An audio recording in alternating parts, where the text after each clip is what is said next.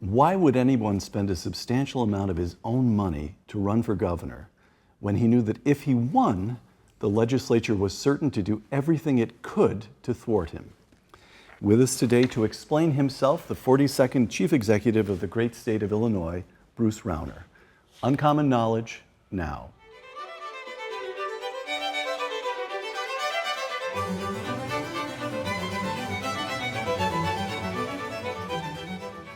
Welcome to Uncommon Knowledge, shooting today in the Tower Room of Baker Library on the campus of Dartmouth College. I'm Peter Robinson. After graduating from Dartmouth in 1978, Bruce Rauner attended Harvard Business School, then returned to his home state of Illinois, where he spent the next 3 decades at GTCR, a private equity firm in Chicago. Leaving business for politics, Mr. Rauner, a Republican, was elected governor of Illinois in 2014, defeating the incumbent, a Democrat, by 4 percentage points, and carrying every county in the state except Chicago's Cook County. Governor Rauner immediately attempted to implement a pro-growth economic agenda and immediately ran into opposition from the overwhelmingly Democratic legislature. But we will come to that in a moment. Governor Rauner, welcome. Peter, it's great to be with you. Thank you very much. There's a question that's just unavoidable, so let me start with it. Bloomberg News on June 1st, and as we tape this program, that's just over a week ago, quote, Illinois has had its bond rating downgraded to 1 step above junk, the lowest rating on record for a U.S. state. Illinois hasn't had a full year budget in place for the last 2 years amid a clash between the Democrat-run legislature and Republican Governor Bruce Rauner. The ratings agencies warned that Illinois will likely lose its investment grade status altogether, an unprecedented step for a state, around July 1st, if leaders haven't agreed on a budget, close quote. So, Governor, will you have a budget by July 1st?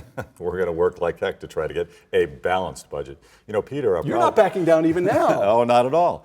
We need to stay the course. Our state has been the worst run state government in America for decades. This is not a recent problem. We have $200 billion in debt. We have fewer jobs than we had 17 years ago.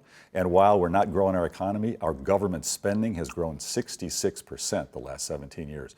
We're out of control and always deficit spending, and we can't stay on that track anymore. So we need to get a balanced budget with pro-growth reforms to keep the budget balanced in the future. Okay, Governor, we will return to all of that. Let's take a step back, though. 2 different lives. By the time you retired from private equity, you had become a wealthy man, and it is important to note that you were a self-made man. You began with modest means. Here's life number 1. You leave Illinois for some low-tax state, let's say Florida.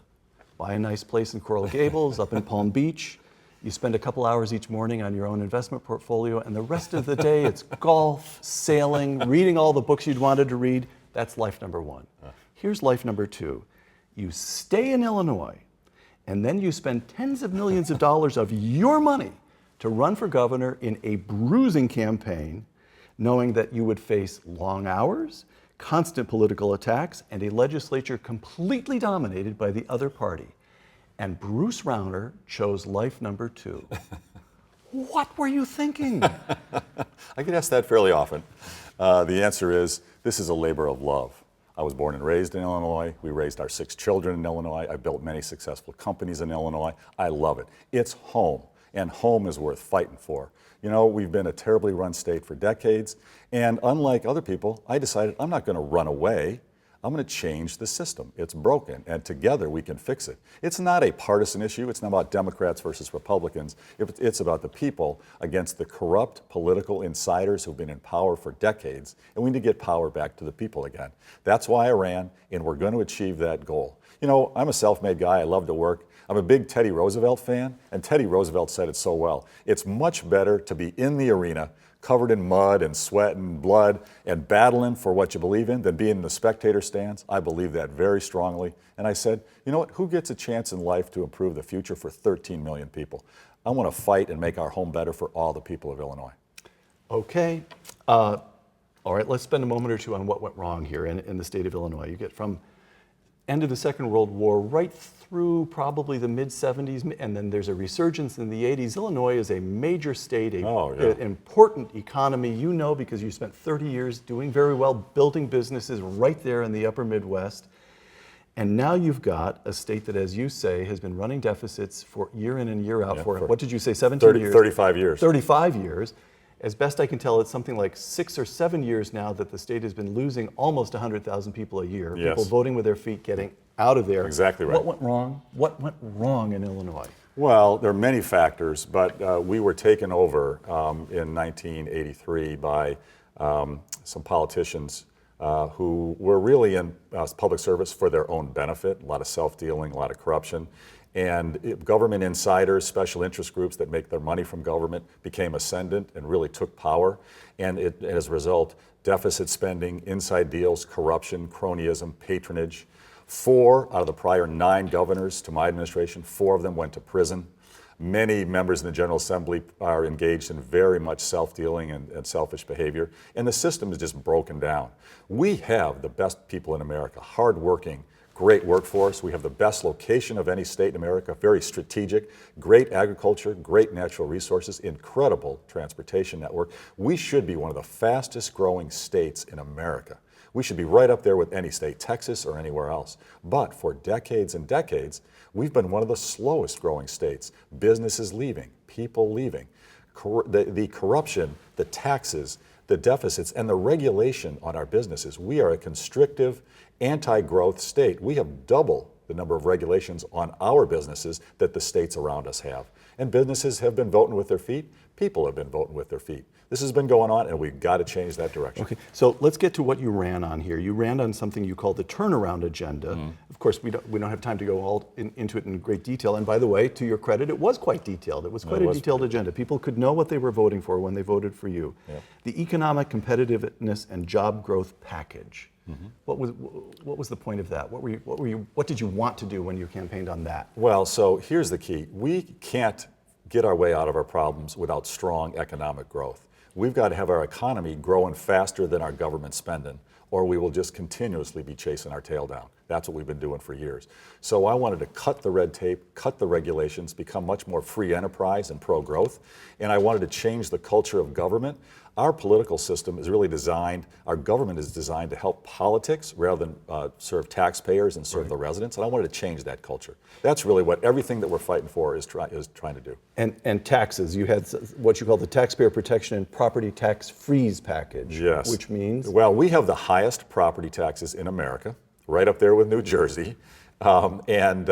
We have political leaders. The head of the legislature, the head of the Democratic Party, also happens to have a property tax appeal law firm where he's become a millionaire by holding up business owners in Cook County for their property tax appeals. We have a very corrupt, self-interested regime running the system. And what I said is, let's break that system up. Let's freeze property taxes by law, and let's empower local residents, local voters, to decide themselves what their property tax levy should be by voter referendum. They want more taxes for their schools, they can vote to do it. They want their property tax levy to come down, they can vote to do that. Give power to the people and take it away from the politicians. All right, and there was more in your turnaround agenda, but the last one I'd like to ask you about, just briefly, the pension reform package. Yes. Critically important. We have the worst unfunded pension liability in America. Our challenge is that our Constitution, our state Constitution, has the most restrictive, protective pension language in America. No state has more protections. We basically can't touch any restructuring like many other states have done. However, I worked on a bipartisan basis and came up with a plan that would be constitutional, that basically changes pensions for future employees, but also for current employees for future work, that could save billions of dollars. But so far the General Assembly doesn't want to do it. They don't want to upset the government unions, and so far they've resisted that. But we need real pension reform. Okay, so you said to the political class of Illinois, I am coming after you. And you got the people of the state to back you.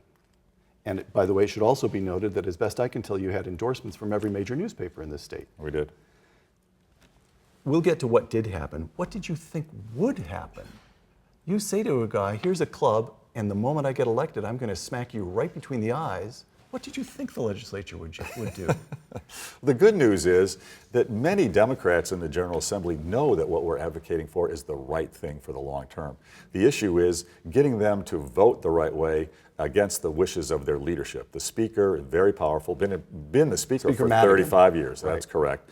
And the issue is he's very much focused on self-dealing and maintaining the status quo. We've got to convince his caucus members to vote the right way, and we're getting there, but it's been too slow. Okay, so here's what has happened so far. Let me try to compress the story of 2.5 years into just a few items, all right? Item, you came out swinging. You signed executive orders halting state hiring, halting state discretionary spending, and ending the practice of automatically deducting certain union fees from paychecks of state employees. And then you prepared a budget with $4.1 billion in cuts. Item, the legislature enacts a budget that ignores your cuts. You veto that budget. Item, after a year without a budget, in June of last year, you and the legislature agree on a stopgap measure that enables public schools to keep operating for 1 year and certain state services to continue for 6 months. So you hold the state together. Item, as we sit here today, the stopgap measure has expired. That's right. And you and the legislature have once again refused on a budget.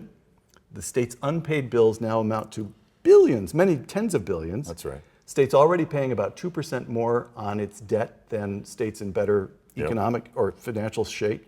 That's right. And now, as I said, the ratings agencies claim they're going to downgrade your debt to junk in July.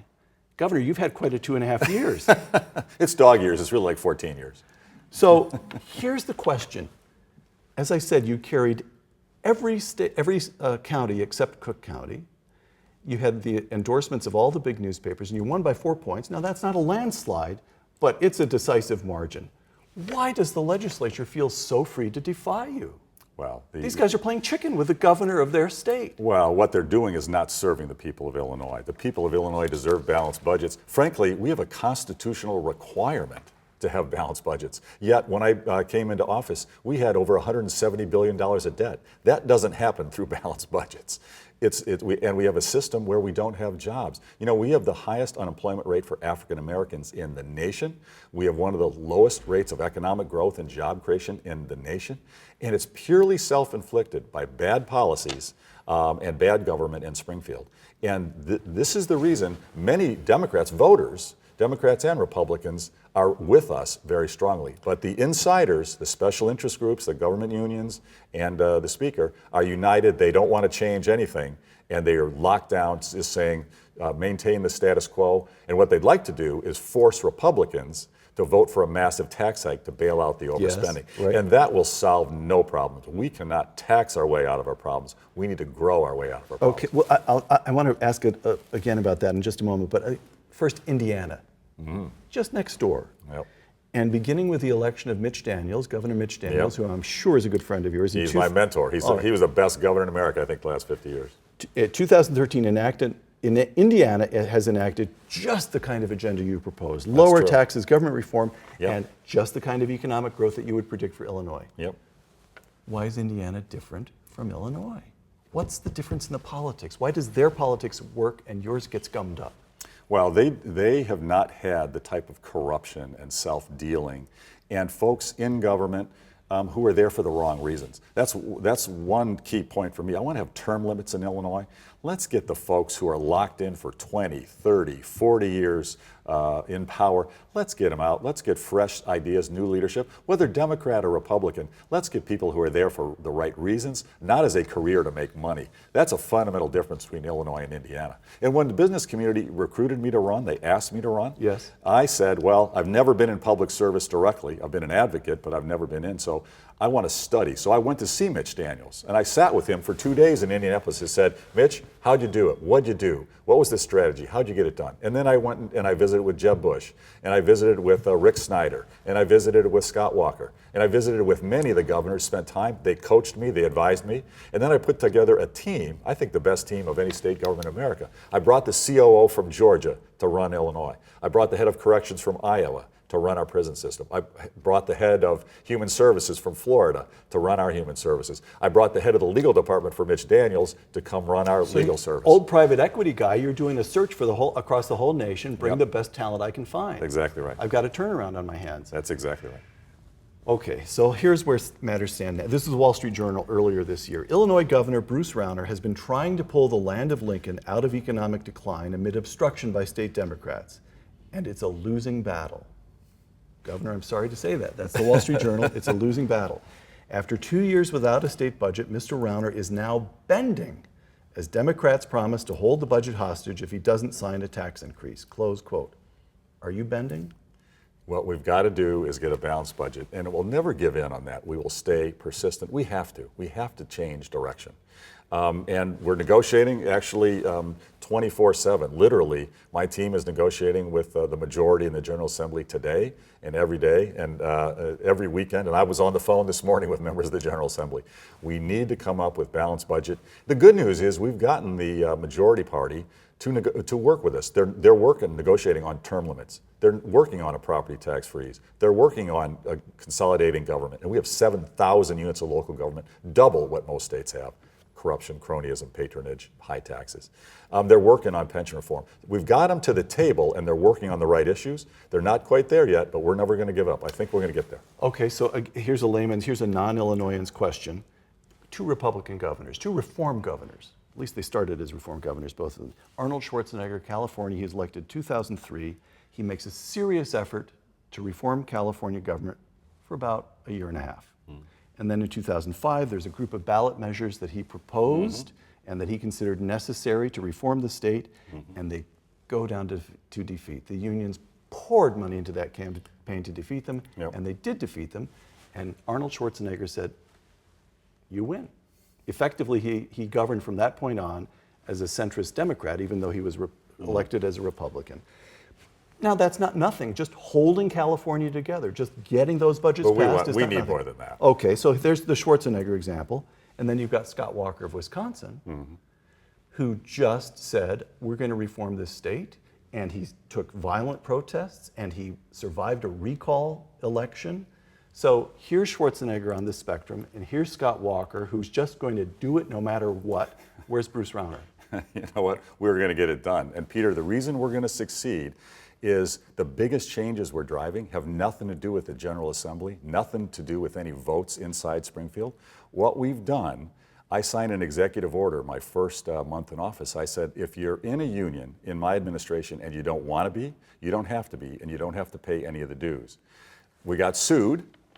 We're in federal court. We are heading with that lawsuit to the U.S. Supreme Court this September. Nothing to do with any of the budget, nothing to do with any of the reform agenda in the legislature. We are going to be in front of the Supreme Court, and there's more than a 90% odds that we win that case. That'll change everything. The culture, right? That will change the culture and the power structure in Illinois, but across America. When we win that case, every state government, every local government, and every school district in America will no longer be able to force a union membership if the person working for the taxpayers doesn't want to be. That's transformative for Illinois and across America. The second big thing we're doing, same dynamic. I've never said Illinois should be right to work state because we have a majority General Assembly who doesn't believe in freedom and free enterprise and free choice. But I went to local governments, cities and counties, and I said, you should control your competitiveness in your economy. You should decide whether you want your city to be able to compete against Indiana or Tennessee or Texas. And I got 36 cities and counties to pass local ordinances allowing local control of their labor regulations and other types of regulations. We got sued. All of them, many of these communities abandoned their efforts in court, but one community, Lincolnshire, the north suburbs of Chicago, says we're going to stay the course. I'm advocating with them and helping them with that. We are now in federal court. We're heading to the Supreme Court in 2018. It's not as high a probability as our government freedom case, but while we've been in court, Hardin County, Kentucky, before Matt Bevin won as governor and it became a pro-growth state, right. Before that, they had a county, Hardin County, that wanted to compete with Tennessee and Texas for jobs. They passed ordinance, no more forced unionism in their county, even though the state was a forced union state. Right. They won in federal appellate court. this court said, you can't as a county decide. So now we have competing court rulings, and we're going to bring our case to the Supreme Court. Theirs is dropped because they've become a freedom state. Right. Ours is going to get to the Supreme Court. I think we're going to win. We got about a 70% chance. And when we do, we will have many counties in Illinois, but also New Jersey, Connecticut, New York, and California that will vote for economic freedom and competition and change the dynamic completely. It will nothing to do with the legislature or our budget fight. These are transformative changes that we're driving. So you've got, down there in Springfield, everybody's dug in. We're at trench warfare right now. They're dug in over there, you're dug in over here. But then Bruce Rauner says, by the way, while you fellows are digging those trenches over there, I'm going to go around you, and we've got a couple of court cases that could just transform That's right. the culture of government at the state and local level That's right. across the country. That's you right. really are their worst nightmare, Governor. Okay, but back to the trench warfare, back to your budget impasse, because that really is trench warfare. George Will, this is after interviewing last year. Governor Bruce Rauner is remarkably relaxed for someone at the epicenter of a crisis.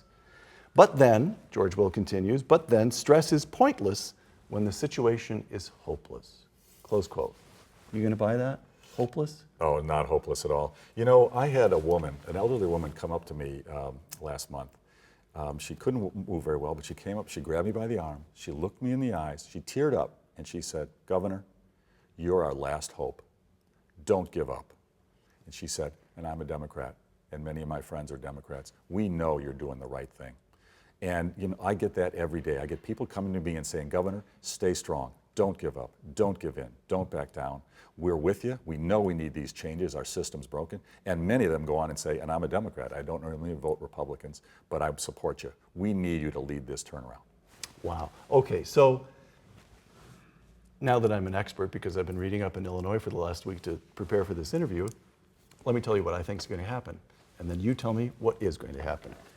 Sounds to me as though this situation regarding the bond rating is pretty dire, and the legislature and your team negotiating is going to come up with some kind of stopgap measure that'll kick the ball. And the Democrats really, when it comes right down to them, you and what you stand for and what you're doing and these you are just plain unacceptable. So they are going to wait you out. Your first term expires, and you have to run for re-election. Are you formally committed to running for re-election? I haven't made any formal announcements yet. No, but all right. But you seem to be enjoying yourself. So is it going to come down to the election of 2018? Well, the majority party in the General Assembly has made it clear they don't think that I can be reelected without a budget, and they don't want to give me a balanced budget. They've been very clear on that, and they would like chaos, they would like damage. It breaks my heart. You know, we need government to work for the people, and there are people suffering from no balanced budget. People are being hurt. And many of these are organizations that my wife and I have supported for decades, and they know that. They're very manipulative on the other side, very corrupt. It's very much self-dealing. But the good news is the people know that, and I think many of the people, Democrats and Republicans in the state, are going to stand with us and say, we need change. We're going to support you. Okay. I'm trying to ask in a kind of oblique way whether you're running again, but so let me go ahead in a slightly less oblique way. They want you. They want you out of office, and so they're going to wait until 2018. And really, the only way you can break up that, the only time you're going to get a chance to break the furniture that needs to be smashed, is after getting reelected. So, Governor, don't you want to commit yourself right now? You know, is that right, or can you actually get stuff done between now and 2018? Oh, what do you think? We can get a tremendous amount done. So we've cut $800 million of operating costs. We've modernizing our IT system. We've transformed criminal justice system to focus on rehabilitation, mental health, and addiction treatment for nonviolent offenders. We've reduced the prison population 10% since I became governor, and 49% in the juvenile justice system. We're transforming the system on everything we can control. And inside the government, we've signed government union contracts with 18 of the government unions that are transformative, paying merit pay and incentive pay rather than just seniority, and changing the work rules, changing the outside contracting, changing health care, and changing pensions. Now, they threatened to strike. I said I'll stand against that, so they backed off. They know that I will prevail if they did strike. We would keep the government running. But then they went to court. They're holding us up. They're blocking the implementation of our contract with AFSCME. But we're going to prevail in court, and we will implement our contract, and we will save billions of dollars in the coming year, starting in the coming year when we prevail. There are big changes that we're driving. Okay, so I'm trying to figure out, Bruce Rauner is important because Illinois is important. Bruce Rauner is also important because there is this very powerful impulse in the country right now, as the election of our current president indicates. Just break up the old order, just in state after state after state in Washington, D.C., and here's Rauner taking a run at it. Now, what I'm trying to figure out is, we'll know soon enough how well all of this succeeds. Those court cases will be decided. But what effect has it had on Bruce Rauner? How many people actually are going to want to follow your example? And on the one hand, you sound to me like a man who actually enjoys a fight. And you also sound like a man who's getting enough done, despite the budget impasse, to find the job satisfying. On the other hand, I had a little chat with Mrs. Rauner while you were in there being made up. And she tells me you've lost 25 pounds in this job. Yeah, that might be a little much, but yeah. Okay. Well, my joke is when I started this job, I was 6'8" and had a full head of hair. This is really hard, very hard, very stressful. Living on adrenaline, and I'm a workaholic. I'm giving speeches 7 days a week, 5, 6 times a day. I'm speaking at African-American churches every Sunday morning, and I judge myself by how many standing ovations I get. I love talking to a crowd and getting them revved up, but this is a noble mission. We are fighting for the future of Illinois, for the grandchildren and the children of our state, so we can have a better future. There is nothing more motivating and humbling and gratifying than that opportunity. And I've never been in elected office in my life. I didn't even run for student council in high school, so this is all a new thing for me. But I tell you what, it is deeply, deeply humbling and gratifying, and I would encourage anyone who has the passion to be a public servant. See, it's very different. A lot of people choose politics as a way to make money and get a good pension and have some power and your name in the paper. I don't care about any of that. Frankly, I asked 17 men and women to run. I tried to recruit them. When I was asked to run, I said, look, let's get somebody who's been in. You were your own 18th choice? I was. I went to 17 men and women. I said, please run. I went to Hank Paulson, who's Treasury Secretary. I went to many people who I respect. I said, run for governor. I'll give you X million. I'll raise you Y, and I'll work for you for $1 a year. Let's make Illinois strong and wonderful again. They all said, ooh, too invasive, abusive, expensive. And many of them said, not all, said, do what I'm doing, change your residency to Florida. And I said, you know what? This is home. That's what I'm advising you, Governor.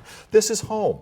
We need to fight to protect home. And this is what the people of America want in so many of our communities. And we're doing it in Illinois. We're going to make a better future for our children and our grandchildren. Okay, a couple of last questions here. Tomorrow morning, your daughter will graduate from Dartmouth College. She will. Very exciting. What advice would you give her and her classmates that you wish someone had given you in the spring of 1978 when you graduated from Dartmouth College? Well, my strongest advice always is follow your passion, follow your heart. And you know what? We're all put on earth. We're all God's children. We are here to help each other, work together, make our world a better place. Make a difference. Make a difference in people's lives. Make a positive difference, have an impact in whatever way, in whatever regard. And that's where the deepest source of happiness and true fulfillment comes from. All right. Last question of all then. So consider your daughter's graduating class. I know that you know many of her friends. You've gotten to know these kids over these past 4 years. These are fortunate students. They're all super intelligent, talented. Yeah, very super talented. talented. They've been beautifully educated by this wonderful institution. And now, what must they be thinking when they look at your example? They say, wow, Bruce Rauner, for 30 years, he led a fascinating life and made a fortune. And then he went into politics. And that admirable man has spent the last 2.5 years banging his head against a wall. What would you, but I'm making a serious point here. These kids have such enticing opportunities in the private sector now. And the public sector, not just in Illinois, but as we know, almost everywhere, the public sector is so dysfunctional and so unattractive. All the more reason that good, talented, honest people need to go into it. That's my question. What do you say to them to persuade them that public service still has a place in a well-lived life? You know, America is the greatest nation on earth because we have a democracy built on freedom and freedom principles.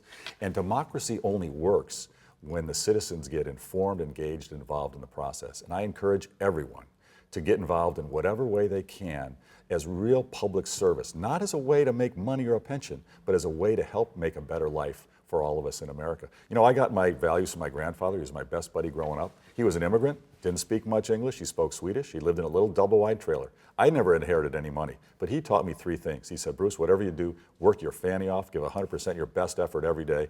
He said, make sure you get a great education, go as far as you can in education. It's the way to be able to get your best opportunities. And number 3, he said, make sure you give back in the community. You know what? Everybody needs some help. We have a moral duty to help each other. And I've tried to live my life that way. We've tried to help our 6 children live their lives that way. And public service, true public service, is one of the most noble ways we can do that. Bruce Rauner, member of the Dartmouth College class of 1978, father of a member of the Dartmouth College class of 2017, and the 42nd governor of the great state of Illinois. Thank you. It's great to be with you, Peter. Thank you. For Uncommon Knowledge and the Hoover Institution, I'm Peter Robinson.